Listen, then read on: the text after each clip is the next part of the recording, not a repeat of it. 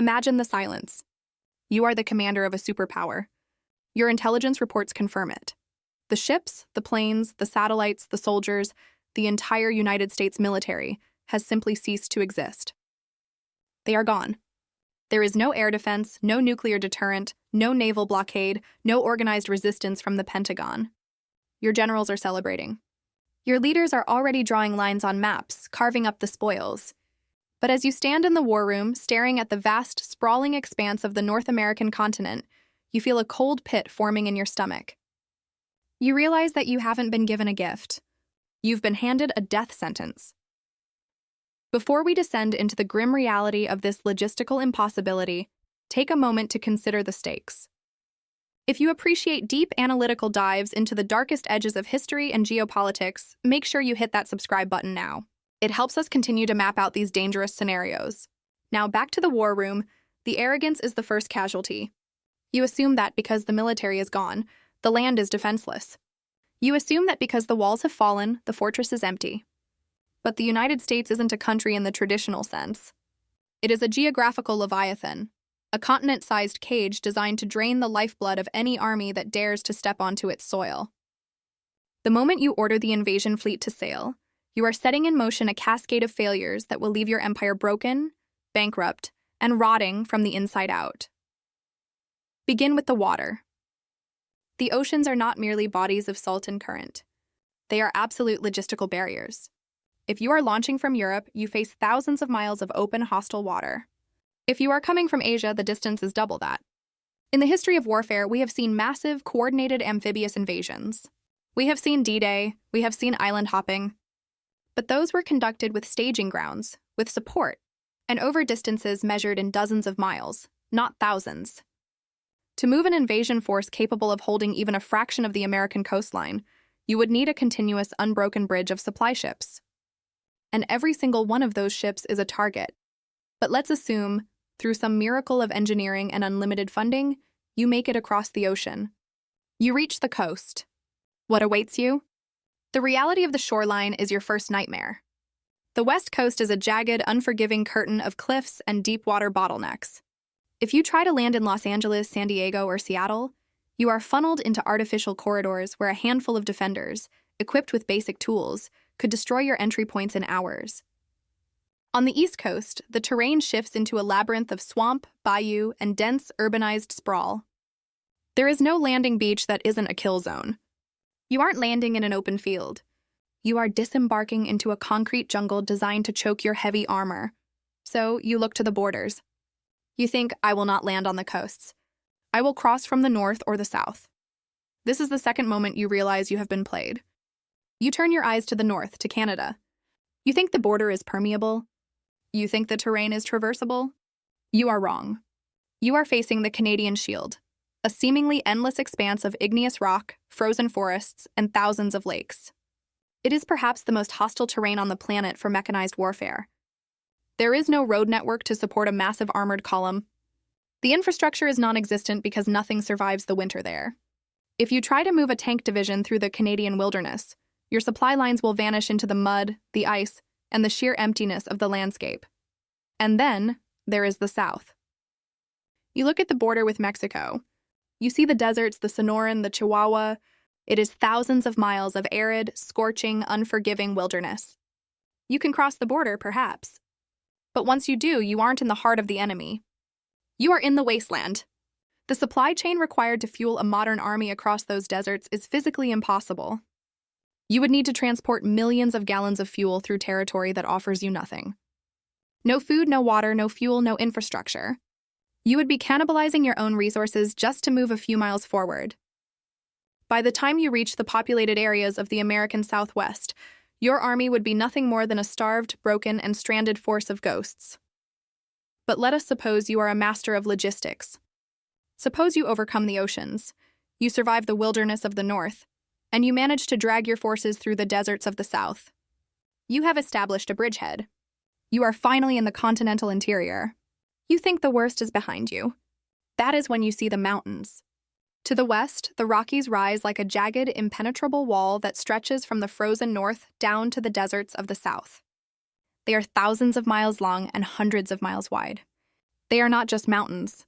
They are the natural ramparts of this continent. Any force attempting to cross the Rockies will be funneled into the mountain passes. And in every single one of those passes, the environment will turn against you.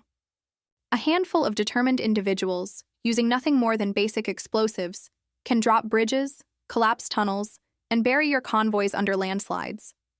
You will be stuck in a gorge surrounded by vertical cliffs, with no room to maneuver, no room to retreat, and no air support that can effectively target a hidden enemy in the high peaks. To the east, the Appalachians provide a different kind of horror.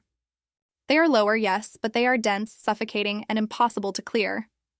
They are covered in thick foliage that makes your surveillance technology, your drones, and your advanced optics almost useless. This is close-quarters, low-visibility warfare. You are not fighting a modern conventional army anymore. You are fighting in the woods, in the ravines, in the valleys. This is where, historically, empires come to die. Every road is a potential trap. Every bridge is a potential funeral pyre. You will spend months trying to gain a few miles of ground, only to find that the resistance has melted away into the hills, ready to strike again from the shadows the moment your back is turned. This leads us to the most terrifying variable of all, the people. You are thinking in terms of conventional military doctrine. You are thinking that if you capture the cities, you win. But you are not just fighting the remnants of a military. You are fighting a population that, per capita, is the most heavily armed in human history. The sheer number of firearms in private hands is staggering. It is not just about the numbers. It is about the culture. You are dealing with a society that has spent generations training in the very forests and mountains you are now trying to traverse. You are not fighting an army in uniform. You are fighting the plumber, the teacher, the construction worker, the veteran of a dozen foreign wars who knows exactly how to make an IED, how to rig a trap, and how to conduct asymmetric warfare. You don't have to face a front line. You have to face the entire population. You would need to station a soldier on every street corner, in every farm, in every house, to have any hope of controlling the territory. And you do not have enough soldiers. The math is simple, and it is catastrophic for you. You would need millions of troops just to police the major cities, leaving you with nothing to hold the interior. As you struggle to hold these cities, you will find that the infrastructure is a weapon in itself. The United States has a massive, complex, and highly integrated power grid, rail system, and water network. But it is not built for an occupier. It is built for a functioning society. The moment you arrive, that network will be sabotaged. The grid will go dark. The rail lines will be crippled. The water supplies will be compromised. You will be sitting in a city of millions, unable to power your equipment, unable to feed your troops, and unable to manage the basic necessities of life. You will be an occupying force that cannot even keep the lights on. And then, the final crushing blow. You might believe that if you conquer the capital, if you take the administrative center, you have won. You are wrong. The United States is a federal system. Power is distributed, not centralized. If you capture Washington, the governors of the states do not bow to you. The counties do not surrender to you. You are not fighting one government. You are fighting 50 sovereign-like states and thousands of local jurisdictions, each with their own police, their own resources, and their own deep-seated defiance. Every county sheriff becomes a warlord. Every state governor becomes a leader of a resistance cell. You have not decapitated a snake. You have stepped on an anthill. You will be forced to engage in a war that has no end, no victory condition, and no exit strategy. But let's step even further back. Let's assume you are a god of war. Let's assume you manage to pacify the people, secure the mountains, and keep your logistics lines flowing across the desert. You have won the ground war. You are now the master of the United States. And at that exact moment, you have destroyed your own nation. The United States is the central nervous system of the global economy. Its currency is the foundation of global trade. Its technology infrastructure, the servers, the cloud data, the banking architecture, is what powers the world. By invading the US, you are not just conquering a territory. You are detonating a nuke in the center of the global financial system. The dollar will collapse, taking the wealth of your own nation with it. Global trade will grind to a halt. The banking systems that fund your own military will evaporate. The intellectual property, the high-tech, the cutting-edge research, it will be destroyed, scuttled, or smuggled away by the very people you are trying to govern. You will find yourself ruling over a wasteland. You will have destroyed the very engine that keeps your own country prosperous. You will have inherited a debt-ridden, broken, and hostile ruin. You will have no resources to exploit because the resources you coveted are tied to a global system that you have just incinerated.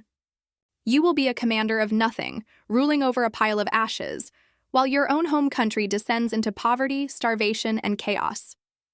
This is the economic suicide pill. It is the reality that no amount of military might can overcome. The invasion of the United States is the greatest trap in the history of human conflict. It is a logistical nightmare, a geographical death trap, and an economic catastrophe all wrapped into one. It is a war that cannot be won, only endured and lost. The land itself is the primary defender. The oceans are the walls, the mountains are the towers. The people are the garrison, and the economy is the poison in the well. So, when you look at the map, when you look at those open spaces, when you imagine planting your flag on the White House lawn, understand what you are actually doing. You are not choosing a path to glory. You are choosing a path to extinction.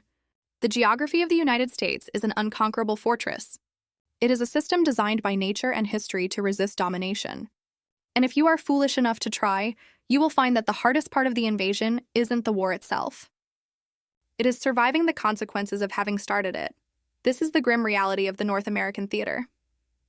It is a landscape that demands respect, and history shows us that those who fail to give it that respect, those who think that strength alone is enough to overcome the fundamental realities of geography, economics, and human will, are destined to be swallowed by it. The United States does not need to be actively defended to remain uninvaded. Its very existence is its defense. If this descent into the logistical realities of total war has given you a new perspective on the resilience of a nation, make sure you show your support. Hit that subscribe button and leave a comment below. If you had to choose a state, a region, or a terrain feature that would be the most impossible to navigate as an invading force, let me know. Is it the sprawling, dense cities of the East, the rugged, insurmountable peaks of the Rockies, or the sheer, endless expanse of the heartland? Let's hear your take on what makes this fortress truly impenetrable. Thank you for watching, and stay alert to the complexities of the world around you.